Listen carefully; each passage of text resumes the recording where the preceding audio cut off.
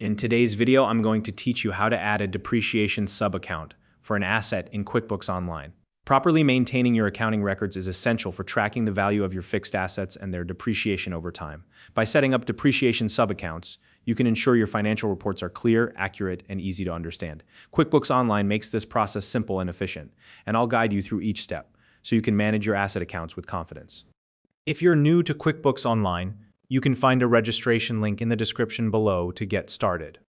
Now, let's dive right in. The first thing you'll need to do is open the chart of accounts in QuickBooks Online. There are two ways to access this. You can either navigate to the accounting section from the left-hand menu or use the gear icon in the upper right corner of your QuickBooks dashboard. From there, locate and select the option to open the chart of accounts. Once you're in the chart of accounts, look for the button labeled New Account. Click on it to begin creating a new account. This will open up a form where you can customize the details of the account you're setting up. For the account name, it's important to use a clear and professional title. For example, if you're setting up an account for depreciation, you might name it simply Depreciation. If you're managing multiple assets, be sure to include the specific asset's name in the account title, like Depreciation Office Equipment, to keep everything organized and easy to identify. Next, you'll set the account type. In this case, you'll want to choose Fixed Asset, because depreciation accounts are tied to fixed assets.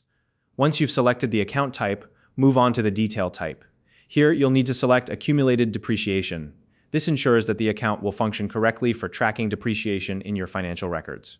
Now, you'll see an option to make this account a sub-account. Check the box for Make this a sub-account. This step is crucial because it links the depreciation account to the specific asset it belongs to. Once you've checked the box, you'll be prompted to select a parent account. From the drop-down menu, choose the parent account that corresponds to the asset you're creating the depreciation account for. For example, if this account is for the depreciation of office furniture, the parent account should be the one associated with that furniture. Double-check your selections to make sure everything is accurate. This is your chance to confirm that the depreciation account is linked to the correct asset. So take a moment to review the details before proceeding. When you're confident that everything is set up correctly, click Save to finalize the creation of your depreciation sub-account. QuickBooks Online will save the account and add it to your chart of accounts, making it ready for use. If you have additional assets that require depreciation accounts, simply repeat this process for each one. Consistency is key here, so make sure to follow these same steps for every asset to keep your records well organized. And that's it. You've successfully learned how to add a depreciation sub-account for an asset in QuickBooks Online. If you found this video helpful, please like and subscribe.